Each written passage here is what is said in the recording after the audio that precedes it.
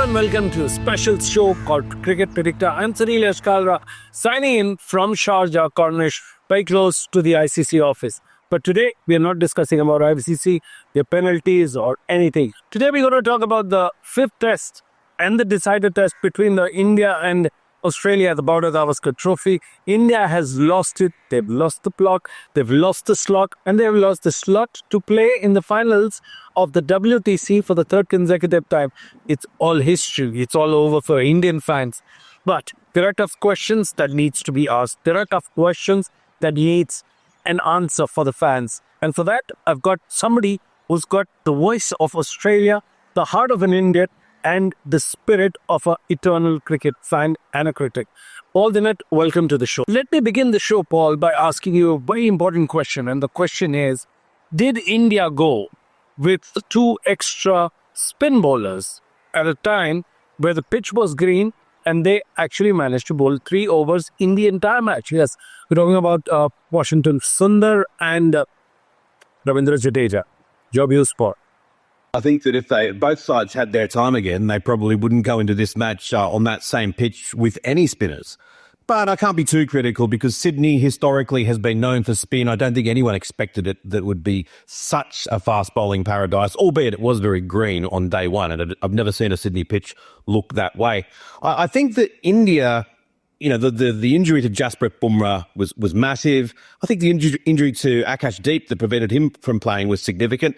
I think the Australian selectors deserve, well, I'd say credit, but I think they probably should have acted sooner. But had they not dropped Mitch Marsh, Australia might not have won this game because the way he was batting, he probably wasn't going to contribute very much with the bat, and he wasn't really bowling in any significant way. Bo Webster came in, scored 96 runs, only dismissed once, and bowled very, very tidily and very, very handily.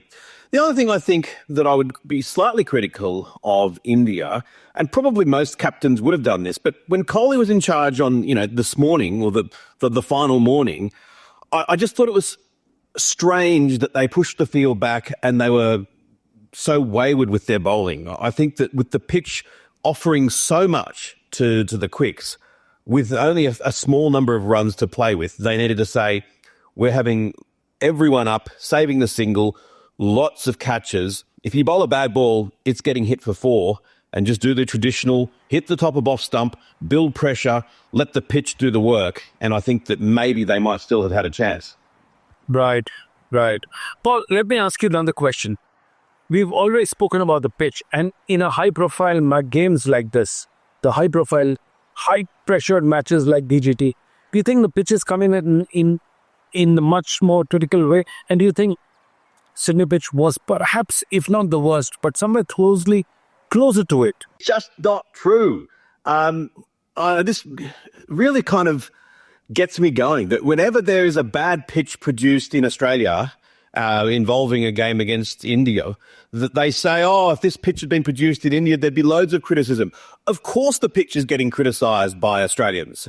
There's no world in which this pitch is not being criticised. In fact, in my Substack, in my newsletter leading up to the match, I said that the Sydney pitch in recent years has been so bad that I'm on the verge of saying we need to move to having a drop-in wicket like we have for Brisbane, Adelaide and Perth. Now, I think that at the very least, this pitch was better than some of the recent SCG pitches where the games have been turgid and everything's been too slow.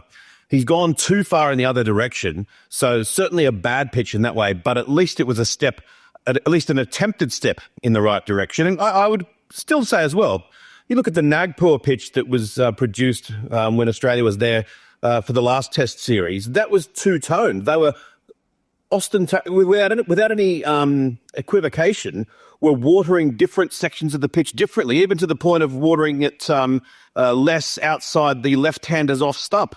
And I think that level of pitch preparation, or, I'm hesitant to use the term doctoring, but it's kind of what it is something that for all, Australia's far from perfect. But the one thing I'll always say is our curators prepare the pitch that they think is going to be for the best of the test match to be the best spectacle possible. They don't always get it right. But there's no evidence that I've ever seen that Cricket Australia has said, look, we want to really neutralise India's spinners, so prepare lots of fast, bouncy pitches. Because when Shane Warne was dominating, we didn't prepare loads of spinning wickets. When the West Indies were dominating with their quicks, we didn't avoid preparing. We still played them at the whacker and had fast, bouncy pitches. So, I think that this pitch will be legitimately criticised by all media, including Australians, but it's still different from an earnest groundsman trying his best and not getting it right to what we saw at places like Nagpur, where they're unashamedly preparing it for the home side. People have always said about the partnerships. The partnerships have come into play in this match. But it has been, when you statistically look at it, the partnerships haven't been too bad for India or too good for Australia. Would you agree to that? Yeah, obviously, India would wish that they'd batted better in this test match, but it was a very difficult pitch. And yeah, you want lots of partnerships, but I don't think that you can go out of your way to actually build a partnership. There's people can sometimes say, if you lose a wicket, then the player at the other end who's established should really knuckle down and try to ensure that they don't get out straight away as well to try to avoid wickets falling in clumps. I just don't think that makes a lot of sense. Ultimately, no one means to get out, and if you're having a run of wickets or a collapse, it's usually because the opposition bowlers are bowling too well. Justin Langer, in the documentary of the Test, famously annoyed Usman Khawaja when he was saying to the Australians, "We've had too many collapses, so in the nets in the lead up to the match, anyone who gets out, then everyone who's batting at that time has to cycle out of all 3 or 4 nets, and we're bringing in a whole new raft of players." And Khawaja took him on and said, "This is not the way.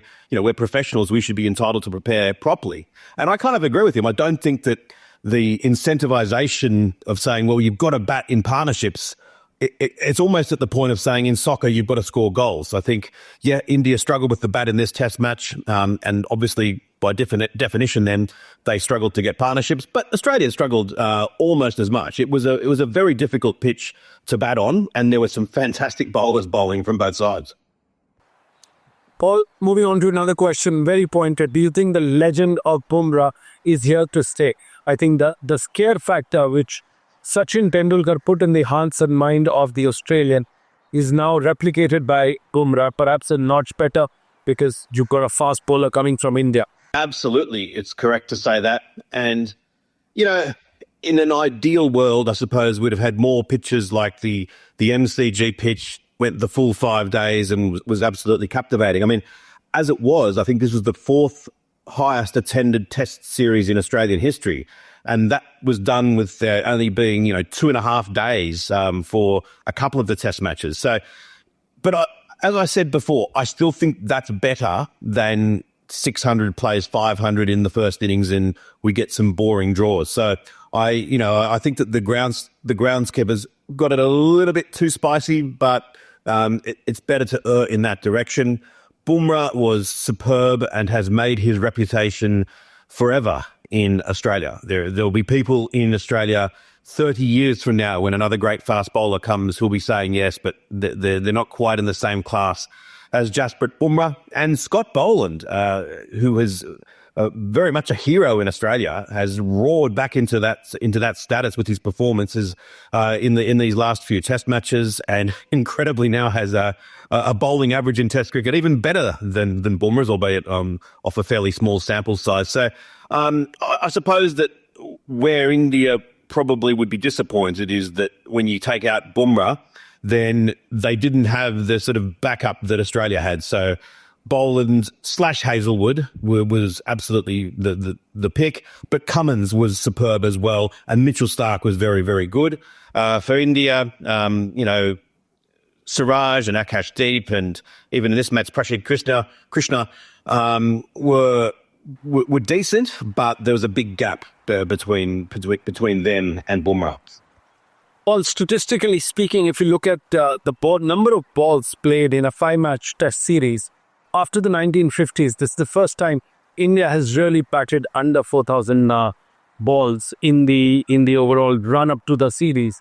Do you think this reflects the poor batting and the crease stay by the batsmen? And on one level, it's pretty obvious that the pitches were very, very conducive to the bowling side, and Australia has a fantastic group of bowlers. The fact that Scott Boland is not a first choice player is quite incredible, given how well he does every time he gets in.